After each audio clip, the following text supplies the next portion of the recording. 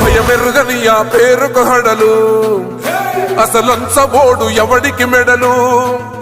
ఆయనెదురుగా కొడుతున్నారు తొడలు, వేసుకుంటారు రా తప్పక చెడలు. పేదోడి కంచంల 4 మెతుకుల కోసం ప్రజా సంకల్ప యాత్ర చేసి గెలిసిన యుద్ధం. సీమ పౌరుషం పక్కన పెట్టిండుల పేదల కోసం.